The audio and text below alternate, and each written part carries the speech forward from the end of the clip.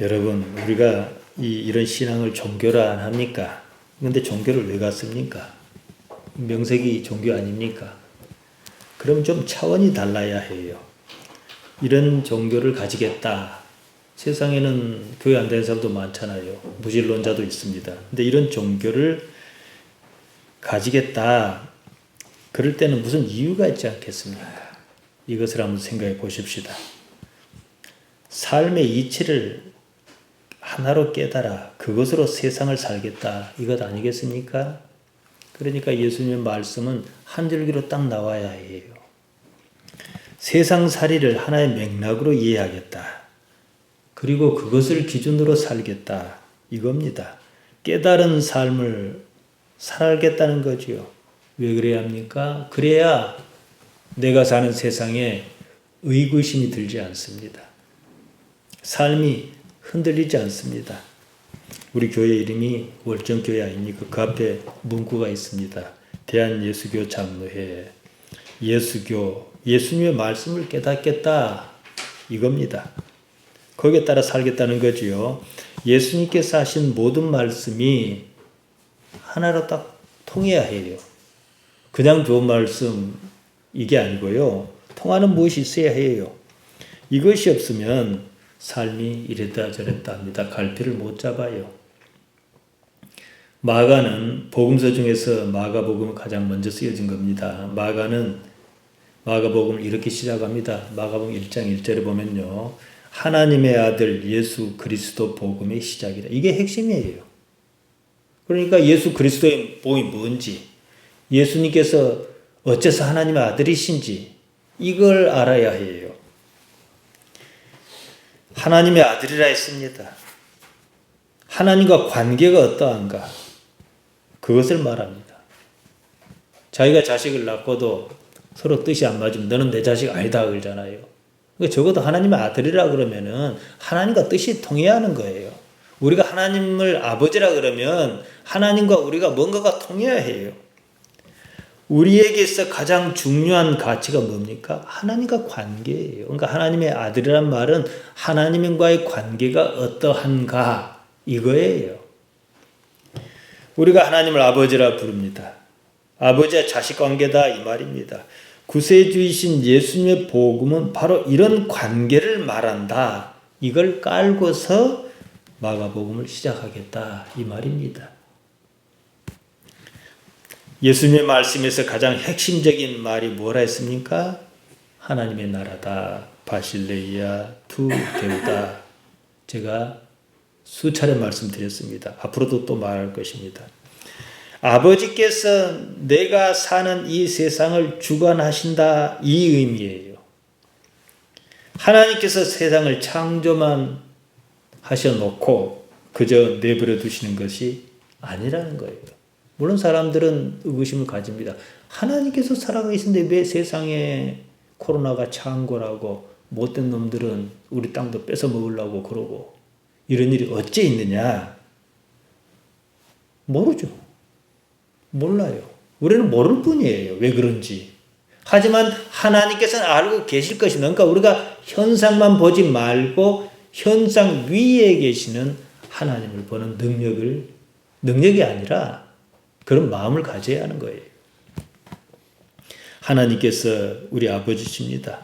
아버지께서 세상의 주인이십니다. 이 사실을 인식하고 사느냐 이 문제입니다. 이 상황을 예수님께서 이렇게 표현하셨습니다. 우리가 읽은 요한복음 8장 47절입니다. 하나님께 속한 자는 하나님의 말씀을 듣나니. 그러니까 여러분이 하나님 말씀 들으면 하나님께 속한 자고 하나님 말씀을 안 들겠다 하면은 하나님께 속한 자 아니에요. 너희가 듣지 아니함은 하나님께 속하지 아니하였음이로다. 속하였다. 전치사 에크라는 말이 쓰였습니다. 뭐뭇으로부터 방향을 나타냅니다. 이러면 여러분 무엇이 생각납니까? 제가 자주 말씀드렸죠. 요한복음 3장 3절입니다. 예수님께서 니고데모에게 거듭나야 한다는 말씀 하셨습니다. 진실로 진실로 내게 이르노니 사람이 거듭나지 아니하면 하나님의 나라를 볼 수 없느니라. 거듭난단 말 겟네데 아노덴 위로부터 어디서부터? 하나님께로부터겠죠. 하나님께로부터 나야 하나님 나라를 볼 수 있다. 하나님께서 어떻게 이 세상을 통치하고 계시는지 내 마음이 인정하는 것을 볼 수 있다. 이 말씀입니다. 하나님께로부터 나야만이 바실레이아 투 데우 하나님의 나라 이것을 알아차릴 수 있다. 볼 수 있다. 이러셨습니다. 그 뒤에 보면 육에서 난 것은 육이요 영에서 난 것은 영이라 이렇게 표현하셨습니다. 너희 몸은 육체에서 난 것이 육체가 있는데 마찬가지로 하늘로부터 하나님께로부터 난 무엇이 있어야 그것으로서 하나님께서 이 세상을 어떻게 다스리고 계시는지 알 수 있다. 이 말씀이지요.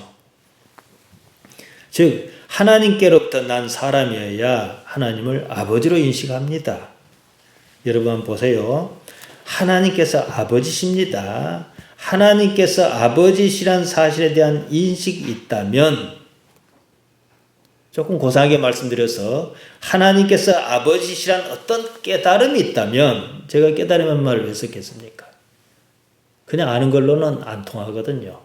아무튼 하나님께서 아버지시란 깨달음이 있다면 우리 삶이 어떻겠습니까? 지금 이 문제입니다.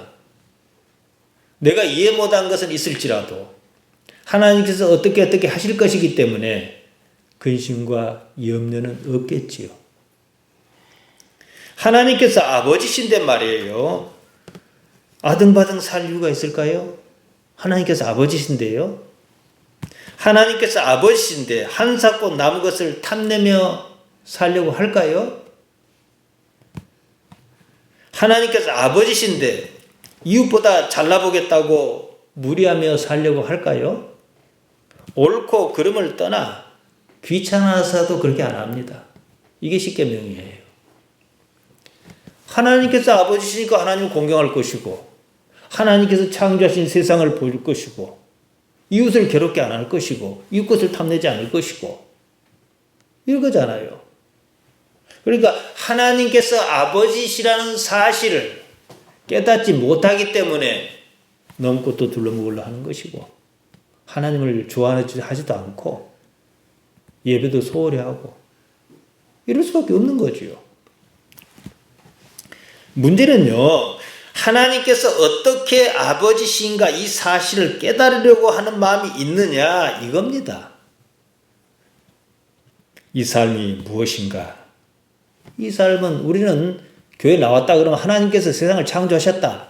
몸은 비록 우리 부모가 이렇게 낳았겠지만 우리 부모가 낳았다 해도 뭐 이렇게 생긴 인물을 낳으려고 하신 건 아니에요. 그러지 않겠습니까? 그러니까 결과적으로 보면 하나님 소관에서 이루어진 일입니다. 그렇다고 하면 그 하나님께서 전지전능하시다. 우리는 이걸 전제하지 않습니까? 그러면 입으로만 그럴 게 아니라 전부 그렇게 믿어야 할 거 아니겠습니까? 또 그분을 아버지라고 가르쳐 주시지 않았습니까? 그러니까 이 삶이 무엇인가 깨달으려고 해야 하는 거예요. 하나님께서 아버지신 사실을 깨달아야 내 생각이 바뀔 거 아니겠습니까? 그럴 생각은 하지 않고 자기 생각을 관철하려고만 합니다.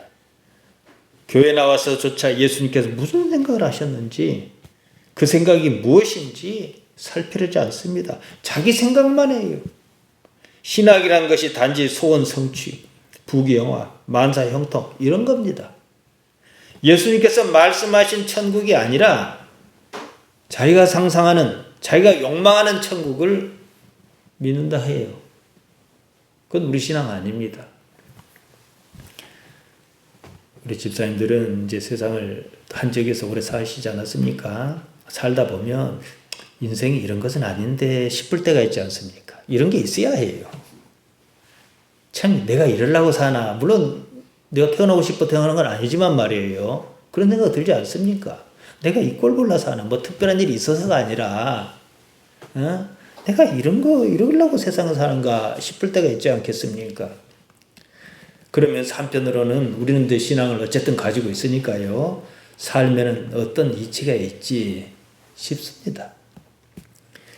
그러면은 지금까지와는 다른 방법을 찾겠다고 사실 교회를 찾은 거거든요. 또 교회를 다른 이유로 찾았다 할지라도 그것을 생각합니다. 또 좀 더 단계가 올라가면 나를 버려서라도 내가 삶을 좀 포기하고서라도 그런 무엇을 얻겠다. 이런 게 있어요. 이런 무엇이 없다면 구태여 교회 다닐 이유가 없습니다, 여러분. 그렇지 않습니까? 이게 종교가 가지고 있는 능력이에요. 삶을 깨닫고자 하는 이유는 지금 내가 사는 이 삶이 무엇이 맞지 않다 이런 느낌이 들어서 그런 거예요. 무엇인지 모르지만 불합리하다 나름대로 인식 때문입니다. 깨달음을 얻어 의심 없이 한 길로 세상을 살겠다는 거예요. 삶의 이치를 터득 해서 거기에 따라 살면 삶에 이해 못할 점도 없고 불합리한 점도 없을 것이기 때문입니다. 그러면 삶의 상황과 상관없이 자신의 삶이 어떤 형편에 처했든지 간에 평안할 것입니다. 내가 이해 못한 것과는 별개 문제예요. 알 듯 합니다만은 땅 문제가 이렇게 꼬여가지고 소송이 걸리고 솔직히 받아들이기 힘듭니다. 그래도 그건 또 별개 문제예요.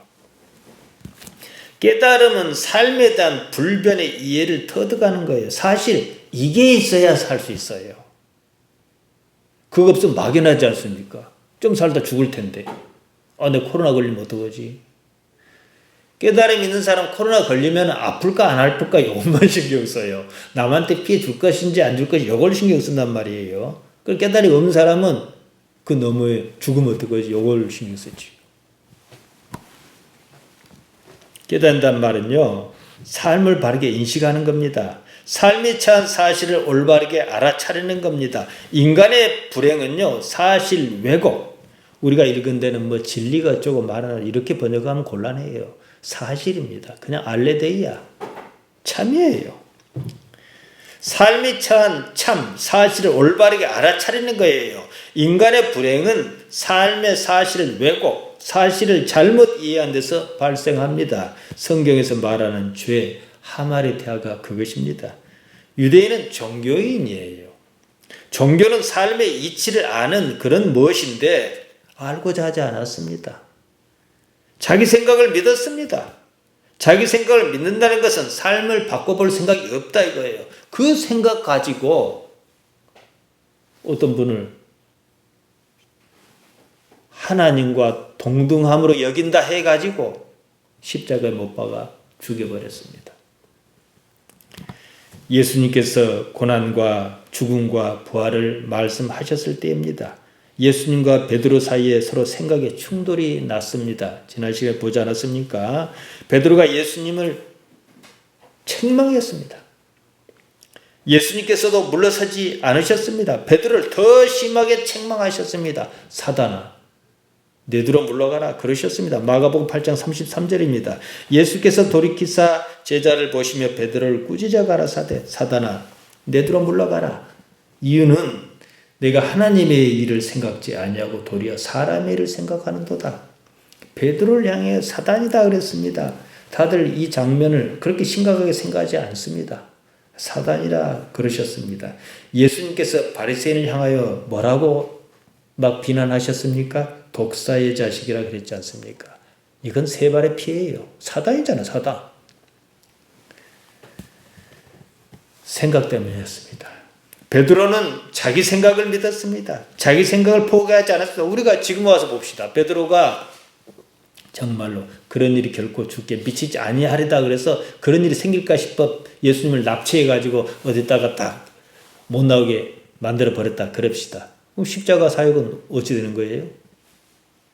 이것과 같아. 우리는 미래의 일을 우리가 예상할 수는 있지만 하나님께서 어찌 이끌어 가실지 몰라요. 생각은요. 베드로는 자기 생각을 믿었습니다. 자기 생각을 포기하지 않았습니다. 생각은 육체가 만들어낸 반응입니다. 육체가 어떤 경험의 기억을 가지고 있어요. 몸은 기록장치예요. 어떻게 하는 것이 생존에 유리할까? 그런 경험에 따른 기억, 이걸 육체는 믿어요. 베드로는 자기 육체의 반응에 따라 그런 거죠. 무엇이 이익일까? 육체의 판단의 기준은 언제나 그렇습니다. 그것이요, 생각을 만들고 이 생각이 말로 나타납니다. 예수님께서 고난받고 죽으시면 깊이 생각할 필요도 없어요. 본능적으로 자기에게 손해예요. 지금까지 뭐 때문에 따라다녔는지 구구절절 따지지 않아도 무의식적 반응으로 나타납니다. 거기다가 아무리 좋은 의미겠지만 스승을 또 사랑하는 그런 마음, 그것까지 보태서요. 어떻게 했더니 이익이더라, 또 어떻게 했더니 손해더라, 이런 기억이 무의식에 쌓입니다. 생각이 거기서 나옵니다. 반사적이며 자동적입니다. 본능적이라 그러지요. 제가 말을 해요. 저는 이제 원고를 보고 얘기를 합니다. 사람과 사람 사이 대화를 할 때요, 이렇게 말해야지 큰 그림은 갖고 있지만 일일이 생각 안 합니다. 자동으로 나옵니다. 육체가 그렇게 해요. 그 길을 걸어갈 때, 오른발 디뎌야지, 왼발 디뎌야지, 이러면 못 걸어가요. 그냥 자동으로 가는 거예요. 훈련받아서. 생각도 훈련이 있으면 이 속에 그대로 쌓여갖고 생각 없이 생각해요. 본능적으로. 무엇이 이익인지, 무엇이 손해인지, 여기 따라서 말이 푹푹 나오는 거예요. 예수님께서 내가 고난을 받을 것이다, 십자가에 달려 죽을 것이다, 물론 다시 살아날 것도 말씀하셨어요. 그러면은 잠깐만 계십시오. 곰곰이 생각해보고 말했습니까? 푹 나왔지요. 몸은 그래요. 그걸 믿었단 말이죠. 예를 들면 육체는 단 것을 좋아합니다. 쓴 것은 싫어해요. 이 생존 구조가 그렇게 생겼어요. 거기에는 옳고 그름은 없어요. 무엇이 살아남는데 이익이냐, 이것만 있어요. 그러니까 거기에 따라 살면 반드시 죽어요.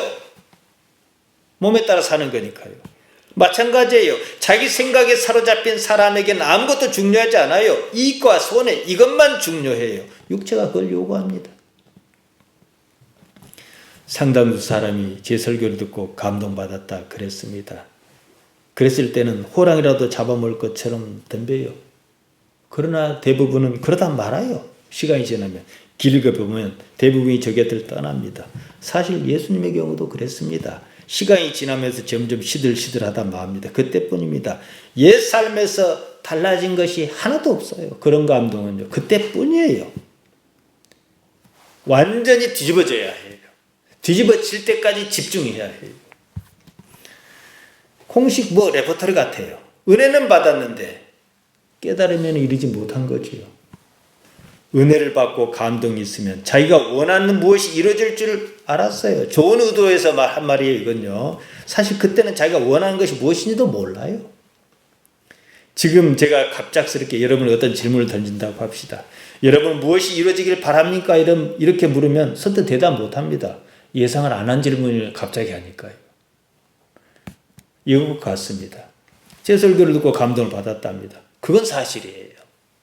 시간이 지나면 아무래도 육체의 요구를 충족하지 못할 것 같아요. 자기 의식이 그러는 것이 아니에요. 육체가 그럽니다. 별로 이익이 없을 것 같아요. 옳긴 옳은데 이익은 없을 것 같아요. 만사 형통과는 거리가 먼 것 같아요. 육체는 무엇이 이익인지 기억으로 알고 있습니다. 거기에 따라 무의식적 반응으로 나타납니다. 더는 이익이 볼 일이 없겠다 그럽니다. 자기도 모르는 육체의 요구가 있는데 그것을 이루지 못하겠다 싶은 거, 이것은 해석한 게 아니에요. 자동적으로 그렇게 나와요. 감동이니 은혜니 그조차도요, 그 순간만큼은 그 방향에 오를지라도 육체적 판단입니다. 그 당시로서는 새로운 자극이었을 뿐입니다. 옳긴 옳아요. 그다지 이익은 없을 것입니다. 육체의 판단은 이처럼 이익이냐 아니냐 요걸 따집니다. 이익일 것이다 싶으면 남고 아니다 싶으면 떠납니다. 육체의 요구에 따른 반응이 그렇습니다. 한국교회 기복신앙은 유명하지 않습니까? 수없이 문제를 제기합니다. 문제 제기봐야 소용없어요.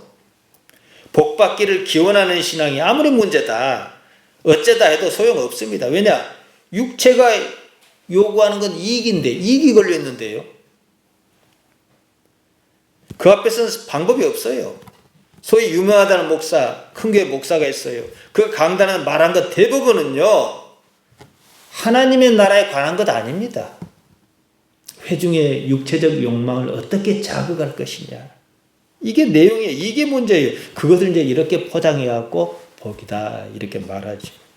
예수님께서 말씀하신 복음의 핵심은 하나님의 나라에 이어 어떻게 영생할 것이냐, 이 문제예요. 이걸 가지고 치열하게 설교한 사람이 있습니까? 이해를 하든 못하든 간에 말이에요. 이거 말하지 않습니다. 하나님께 복 주신다 그러면은 육체의 요구를 이루어 주신다 이렇게 이해를 해요. 서로가 이렇게 말하고 주고받고 해요. 맞지 않아요. 성경은 그렇게 말한 적이 없습니다. 하나님께서는 영생의 복을 주십니다. 다만 그 사실을 인식시키는 과정에 어떤 일이 있을 뿐입니다. 그 어떤 일을 가지고 복이니 어쩌니, 그러니까 격가지를 가지고 야단을 하는 거예요. 여러분, 복이라 하면 마태복음 5장에 나오는 팔복 정도는 돼야 하지 않겠습니까? 그것과 맥락이 같아야 하는데 거기에 만사형통복이 어디가 있어요? 소원성취가 어디가 있어요? 지금 교회에서 말하는 복은 예수님께서 말씀하신 그런 복이 아닙니다. 육체의 복, 육체가 이익이라고 판단할 만한 복을 말해요. 다른 것 아니에요. 여기에 문제가 있습니다. 그래서 궁극적으로 그 복을 받았다 그럽시다. 뭐 돈복이든 건강복이든 받았다 그럽시다. 만사형통이 했어요. 궁극적으로 그것이 만족하고 평안하냐, 이 문제예요. 그것이 주는 평안은 일시적입니다. 궁극적이며 영속적이지 않아요. 그러면 복이 아니에요. 당장 좋을지라도 속지 말아야 합니다. 예수님께서 이리 말씀하셨습니다. 요한복음 14장 27절입니다. 평안을 너희에게 끼치노니 곧 나의 평안을 너희에게 주노라. 내가 너희에게 주는 것은 세상이 주는 것 같지 아니하니라. 너희는 마음에 근심도 말고 두려워하지도 말라. 세상이 주는 것과 다른 평안. 왜 돈을 바랍니까? 돈이 있으면 평안하니까요. 그건 세상이 주는 거라고요. 그건 일시적이다 이거죠. 세상이 주는 것과 다르다 그러셨는데요. 흔히들 생각하는 것과는 다른 평안입니다. 근심하다, 타라쏘입니다. 어지럽히다, 불안하게 하다, 두려워하다, 교란하다 이런 뜻입니다. 두려워하다, 데일리아오입니다. 여기 한 군데 딱 쓰였습니다. 두려워하다 외에 겁을 먹다 이런 뜻도 있어요. 세상 일 때문에 생긴 근심과 두려움 해소, 그것은 육체의 요구예요. 항구적인 평안이 있으니 세상 일로 불안해해서 겁먹지 말라, 이 말씀입니다. 예수님께서 주신 복음의 이 평안은 일종의 깨달음의 경지입니다. 영원히, 다른 말로 의식이 평안하면 문제가 없어요. 기도하는 사람들의 기도 응답이 들어 뭐라 얘기합니까? 항상 하는 말이 있어요. 기도하고 평안하면 그게 응답이다. 물론 이것은 애초에 요구사항이 이렇게 바뀌어가지고 삐끗삐끗한 부분이 있어요. 여러분, 육체는요, 겁쟁입니다. 조그만 일에도 겁을 먹고 불안해합니다. 이익이 걸린 문제는 또 육체는 민감합니다. 평생 살면서 거기 익숙해져 있어요. 젖어 있어요. 절어 있어요. 육체에 따라 살면 마음이 점점 졸아듭니다. 거기에 따라 살다 보면 어느 순간은 밴댕이 소갈머로 속이 좁아져요. 교회 들어서만큼은 이 말씀으로 넓혀 놓도록 해야 세상 사람 자동으로 좁아져요. 그러니까 언제 가장 좁아지겠습니까? 일주일 동안에? 토요일 저녁이겠죠. 주일에서 점점 보니까. 거기에 따라 살다 보면 어느 순간에 그렇게 된다는 거예요. 너그럽지 못하여 좀생이로 변합니다. 무엇이 이익인가? 여기에만 예민해요. 그러니까 내가 다 봐요. 아이 참 내가 이 소갈머리가 밴댕이다. 그러니까 밴댕이 소갈머리는 내가 보여야 해요. 그런 순간 분리가 일어나요. 그리고 나는 더 옳은 길로 갈 수가 있겠지요. 악순환에 빠지면 그러면 평안할 리 없어요. 육체가 그런 거예요. 유대인은 예수님께 예민했습니다. 예수님께서 아무런 잘못이 없다는 거 잘 압니다. 그래도 무엇인가 싫었습니다. 그들의 육체는 사실 예수님을 가만두면 손해가 있을 것이라는 어떤 느낌에 민감하게 반응하고 있어요. 이런 상황에서 예수님을 믿는다는 것은 생각조차 할 수 없는 일입니다. 그러니까 이제 못 죽여서 그냥 악다구를 쓴 거예요. 심판자 본디오 빌라도, 재판관 본디오 빌라도는 이들의 유월절 규례를 잘 알고 있었어요. 유월절에는 명절도 다가오니까 특사를 해요. 사형수. 그러면 자, 이 정도 하면은 저 두 놈은 진짜 나쁜 놈들이에요. 거기 같이 죽을 놈들은. 그러면은 야, 내가 6월절 특사로 한 사람 풀어주겠다. 그러면은 이 사람은 큰 잘못이 없으니까 예수님을 풀어달라 할 줄 알았어요. 그때 어떻게 했어요? 바라바를 풀어주소서, 바라바를 풀어 잃어버린 거예요. 그 바라바는 살아나고 나머지 두 강도하고 예수님 못 박여 죽은 거지요. 그런 유대인에게 말씀하셨습니다. 요한 8장 43절 어찌하여 내 말을 깨닫지 못하느냐 이는 내 말을 들을 줄 알지 못함이로다. 디아티 텐 랄리안 텐 에멘 어찌하여 나의 이야기를 여기 랄리아 이 얘기입니다. 우 기노스케테 알지 깨닫지 못하느냐 호디우 디나스테 에쿠 에인톤 로곤톤 에몬 이는 나의 하는 말 여기서 로고스입니다. 말씀을 들을 경청할 능력이 없어서다. 어째 내 말을 랄리아를 내 이야기를 내가 하는 이야기를 깨닫지 못하느냐 이는 내 말씀 로고스를 너희가 들을 능력이 없다. 들으려고 하지 않기 때문이다라는 거예요. 마음에 들든 마음에 들지 않든 이것이 정말 그런가 하고 생각은 좀 해야죠. 유대인은 예수님께서 주시는 말씀 로고스를 받아들일 능력이 없었습니다. 이미 능력을 잃었습니다. 육체에 사로잡혀 살고 있었습니다. 육체의 요구에 충실했습니다. 깨닫고자 하는 것이 없었습니다. 이 문제입니다. 지금 우리 시대도 마찬가지예요. 기도라는 것을 들여다보세요. 기도가 뭡니까? 청구서예요. 청구서. 1번 못 들어, 2번 못 들어, 3번 못 들어. 청구서밖에 없어요. 말씀에서 무엇인가 깨닫자. 나를 바꿀 만한 어떤 깨달음의 동인을 찾자. 물론 강단의 책임이 더 큽니다. 왜냐하면 그런 질문을 계속 던져줘야 하는데 엉뚱한 소리만 계속 해야 되거든요. 그런 의지가 없어요. 여러분은 이제 수준이 있습니다. 뭐 그렇게 들었는데 수준이 없을 리가 있겠습니까? 있죠. 여러분 사는데 너무 애쓰지 마세요. 살려고 아등바등할 이유가 없습니다. 그러면요 시험에 빠져 고통만 더합니다. 그 육체의 요구예요. 제가 주보 뒤에 7가지 써놨지요. 단순하게 생각해 보십시오. 이래도 죽고 저래도 죽어요.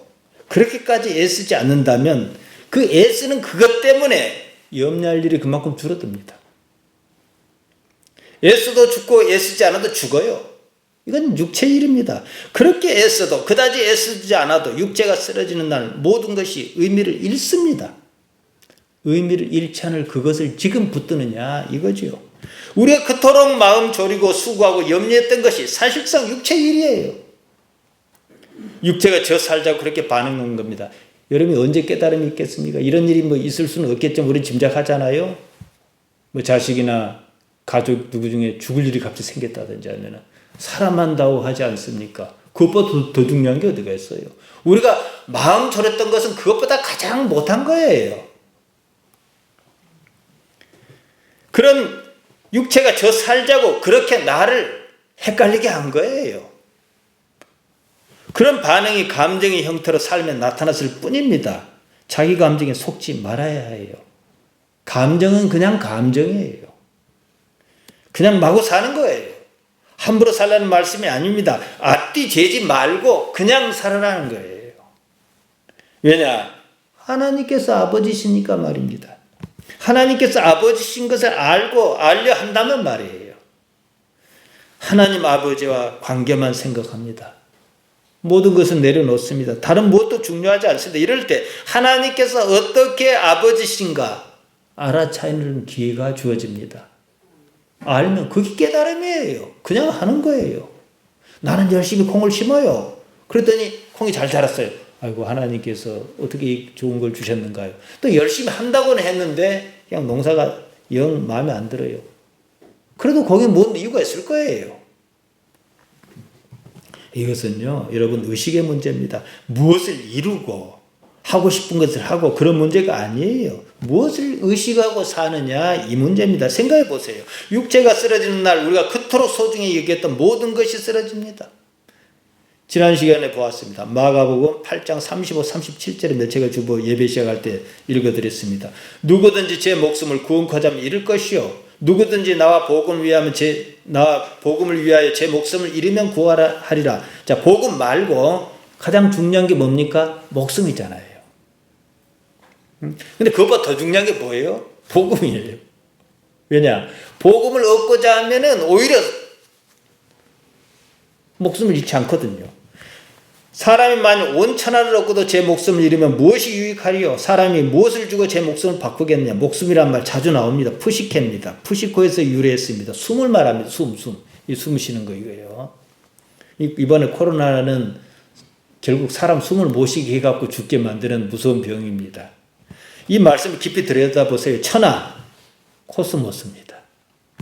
거기에는 나름대로 질서와 조화가 있습니다. 하나님 아버지께서 그렇게 만드셨습니다. 삶의 모든 거에 방금 인용한 말씀 이렇습니다. 우리가 얻고자 하는 모든 것이 하나님께서 주신 숨, 푸시케와 상관이 없다는 거예요. 내가 얻고자 하는 그것이 나의 숨을 유지시켜주지 못한다는 거예요. 숨의 주인을 아버지로 여기느냐, 이 문제입니다. 우리는 상상이 아닌, 생각이 아닌, 관념이 아닌 실제 숨 쉬는 것으로 하나님과 관계합니다.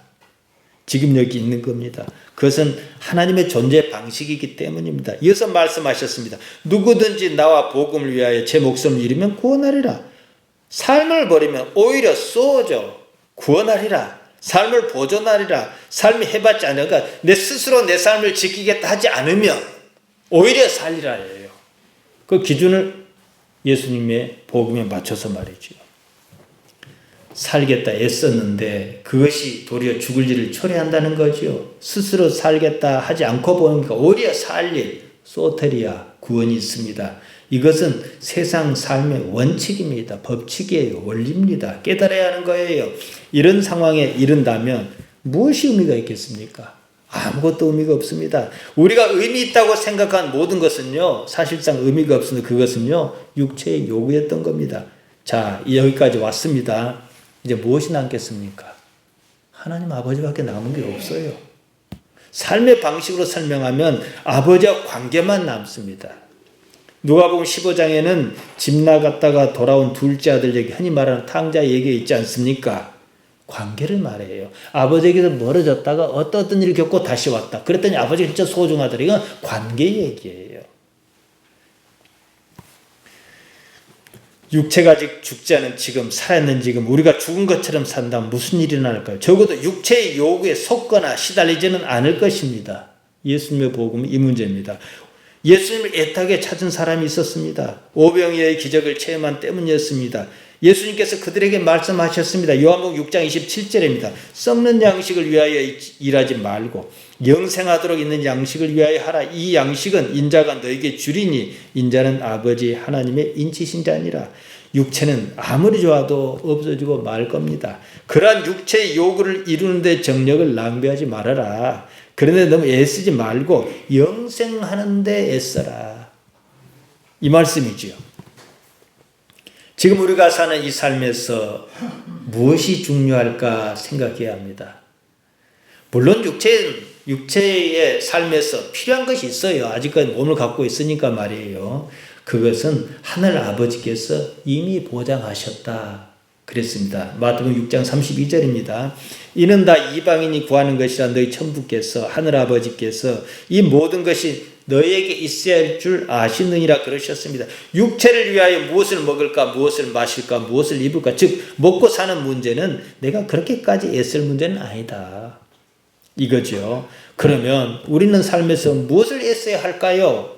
바로 다음에 나옵니다. 마태복음 6장 33절입니다. 너희는 먼저 그의 나라와 그의 의를 구하라. 그러면 이 모든 것을 너희에게 더하시리라.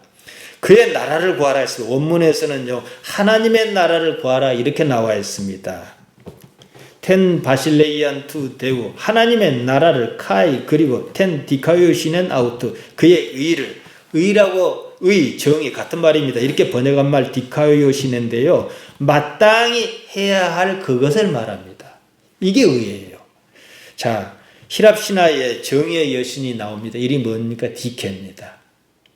벌, 형벌, 징벌을 뜻합니다. 정의는, 디카요시네는 그 자체가 형벌이며 심판이기도 해요.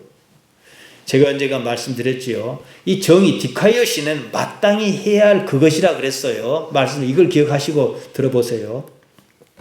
여리고로 내려가는 길에 강도 만난 사람 이야기를 잘 알지 않습니까? 어떤 율법사가 예수님을 시험하려고 질문했습니다. 어떻게 해야 영생을 얻을 수 있겠습니까? 이런 질문이었습니다. 누가복음 10장에 나옵니다. 예수께서 율법을 지켜라. 그럼 영생할 것이다. 그러셨어요. 율법은 두 가지예요. 하나님을 사랑하고 그 다음에 이웃을 사랑하라 이랬어요. 문제가 있었습니다. 하나님을 사랑하라. 이건 이해를 하겠는데 그럼 누가 이웃입니까? 얘기가 이렇게 흘러가는 거예요. 예수님께서 이야기 형식으로 말씀을 하시는 게 있어요. 어떤 사람이 강도를 만나 거의 죽게 생겼는데 그 사람을 돌봐준 사람은 하나님을 섬긴다는 사람, 하나님의 스스로 백성이라고 하는 사람, 제사장이나 레인이 아니고 이방 사람 사마리아인이었더라. 누가 이웃이냐 이 말이에요. 누가 지금 해야 할 일을 했냐 이 말이에요. 제사장이나 레위인은 종교인입니다. 다른 사람도 아니고 종교인입니다. 그러면 그런 사람을, 죽게 생긴 사람 당연히 돌봐줘야 합니다. 반대로 종교인이 아닌 이방 사람이 강도를 만난 사람을, 죽게 생긴 사람을 돌봐줬다. 지금 이 얘기를 하셨어요. 하나님을 섬긴다는 사람은 죽게 생긴 사람을 외면했고 마땅히 해야 할 그 일을 하지 않았습니다. 그렇기 때문에 그들에게 디카이오신의 정의가 없어요. 그렇잖아요. 이 문제는 구원과 직접 관련이 있습니다. 하나님의 나라와 하나님의 정의, 바실레이아 투 데우와 디카이오신의 하나님의 나라와 마땅히 해야 할 그 일은요, 존재와 행동이라는 측면에서 전혀 다르지 않습니다. 하나님의 나라는 존재의 양태를 말해요. 하나님의 정의는요, 무엇을 할 것인가, 행동 양식을 말합니다. 똑같아요. 삶은 존재지만 삶의 양태는 행동, 곧 무엇을 해야 할 것인가, 이것으로 나타난다는 거죠. 그 때문에 제가 자주 드리는 말씀이 있습니다. 지금 그 일을 하라는 거예요. 지금. 대부분의 일은 어떻게 할 것인가 판단이 서요. 제가 언젠가 또 비유로 말씀드렸죠. 예를 들어서 이제 말을 배우는 아이들에게 어린이집에 모아놓고 나무로 만든 장난감이 있어요. 동그란 거, 네모, 삼각뿔. 어떤 것이 아플 것 같으냐, 이거 다 삼각형을 지목했어요. 왜냐? 삼각뿔 같은 건 왜냐? 찌를 것 같다 이거예요. 그러나 동글동글한 것은 피해를 줄 것 같지 않다는 거예요. 때묻지 않은 애들도 그런 판단이 있단 말이에요. 우리도 그렇습니다. 다 가능해요. 근데 무엇이 방해랍니까? 어설프게 세상을 산 그것이 저 사람 돌봐주면 불편한 일이 막 생길 것 같고 막 앵길 것 같고 이익은 없을 것 같아요. 그러니까 그 판단하는 거죠. 근데 딱 보니까 재벌 회장 아들인 거예요. 그러면 하나도 안 불편해요. 그러니까 이랬다 저랬다 할 수 있는 것은 문제가 있지요. 지금 그 일은 마땅히 해야 할 일입니다. 여기에는 아무런 생각이나 편견이나 관념이 개입하지 않습니다. 그런 것이 개입하는 순간 강도를 만나 죽게 생긴 사람에 대한 판단이 작동합니다. 그 판단은 육체가 내리는 판단입니다. 장차 이길 것이냐, 손해가 날 것이냐, 이겁니다. 거기에 따라 반응합니다. 그 사람은요, 육체에 충실한 사람이니까 육체에 속한 사람이지요. 육체가 죽을 때 같이 죽을 것입니다. 다른 사람도 아니고 하나님을 섬긴다는 제사장이나 레위인은 죽을 처지에 놓인 사람을 보고 모른 체 했습니다. 그들은 누가 이웃인지 판단했습니다. 육체의 판단을 믿었습니다. 예수님을 안 믿고 자기 육체의 판단을 믿었습니다. 거기에 따라 마땅히 해야 할 그 일을, 지금 그 일을 하지 않았습니다. 따라서 그들에게는 정의, 디카이오시네가 없었습니다. 하나님의 나라 바실레이아 투 데우가 없었습니다. 천국이 없었습니다. 구원의 삶, 소테리아의 삶, 좋은 삶도 당연히 없었습니다. 지금 마땅히 해야 할 그 일을 외면한 그들에게는 정리하면 영생이 없다 이 말이에요. 육체 유혹에 충실하게 응답한 그들에게는 영생이 없다는 거예요. 이 말씀입니다. 육체와 함께 죽을 것입니다. 이해하시겠습니까? 정리를 하겠습니다. 여러분은 지금 무엇을 위해서 합니까? 육체의 요구를 이루기 위해 사는 것은요, 의미가 없습니다. 너무 애쓸 것도 없어요. 육체가 하는 일 갖고는요, 내가 기분 좋고 이웃이 기분 좋게만 하면 돼요. 내가 뭐가 좀 생겼어요. 그럼 너 이거 좀 먹어보소. 이거예요. 그래서 서로 기분 좋게 하는 거예요. 그 모여서 좋은 일만 생각하는 것이고요. 지금 우리가 사는 이 세상 코스모스는요, 하나님께서 창조하신 세상입니다. 하나님께서 창조만 하시고 말았다. 우리는 이렇게 생각 안 합니다. 그것이 하나님의 나라라는 말이 의미하는 거예요. 하나님께서 통치하신다. 바실레이아 또 대우입니다. 하나님 아버지께서 여전히 다스리고 계신다 이거지요. 설령 내가 이런 세상을 이해하지 못한다 하더라도 아무런 문제가 없어요. 다만 나의 이해가 아직 거기에 미치지 못했을 뿐이고 하나님 나라에 익숙하지 못했을 뿐이에요. 하나님 나라에 충분히 익숙해지면 통달하면 그 세상이 닥치지 않아도 감이 와요. 영적 직관력이 생긴다 이 말이지요. 근데 그것까지 이르지도 않아놓고 내가 이해 못하겠다 해가지고 아니다 마다 이럴 수는 없는 것 아니겠습니까? 하나님께서 우리 아버지십니다. 아버지를 생각하기 바랍니다. 내가 무엇을 하는지 무슨 생각을 하는지 나는 지켜볼 수 있습니다. 이것은 내가 할 수 있는 일이에요. 육체에 속지 말기 바랍니다. 지금 내 속에서 일어나는 감정은 육체의 것입니다. 자기 감정에 속지 말아야 합니다. 그렇자면 아버지께서 그러시는 것처럼 지금 여기 있는 것이 방법이다 이겁니다. 그러면 생각의 지배를 받지 않습니다. 생각은 뭡니까? 몸이 레코더라 기록장치다 그랬습니다. 그러면 내가 이해를 못해도 이 속에 있는 것이 그대로 나타나요. 아침에 어떤 사람이 전화로 와서 통화를 했습니다. 지금은 그런 게 없습니다만 좀 지저분한 비유를 했습니다. 옛날에 못 살 때는요 골목길 옆에 수채도랑이 있었어요. 어쩔 때 보면은 물이 깨끗해 보여요. 근데 밑에는 더러운 게 깔아앉아 있지요. 근데 이게 뭐가 묻어서 하면은 막 시커머리 팍 올라오지 않습니까? 감정은 그것과 같아요. 속에서 나도 알 수 없는 무엇이 어떤 자극을 받아 호록 올라오는 거예요. 그것을 내가 이런 기분 나쁜가 보다. 내가 기분 나쁘구나. 내 감정이 올라오는구나. 좋은 것도 마찬가지예요. 그 감정을 인식하는 주체가 나예요. 감정 자체가 아니라.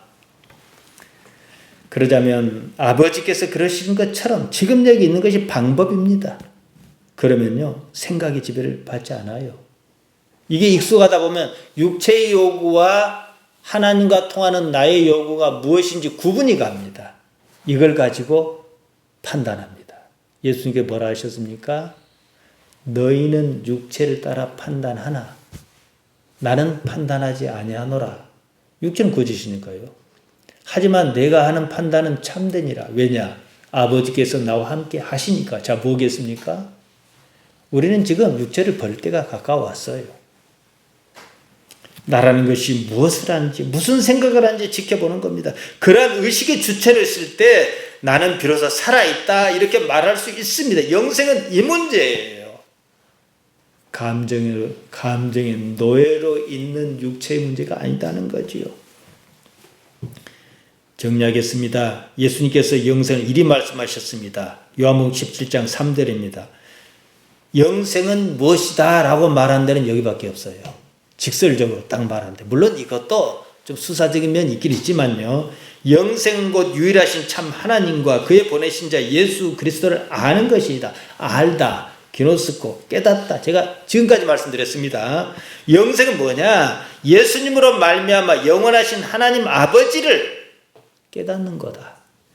알아차리는 것이다. 관계하는 나의 의식 문제라는 사실입니다. 그러면 우리가 문제라고 생각했던 모든 문제가 그 앞에서는요 퇴색하고 맙니다. 삶의 형편과는 상관없습니다. 근본적인 문제, 본질이 뭐라고요? 평안입니다. 에이레네 평화입니다. 아버지와 관계가 어떠한지 이것만 생각하시기 바랍니다. 그리고 자주 내 의식을 지금 여기 또 행동으로서는 지금 하는 일에 이거 평가하지 말고 이게 나쁜 일만 아니면 평가하지 말고 그 일에 모아요. 여러분을 유혹하려는 건 아닙니다. 그러면은요 기억력이 좋아져요.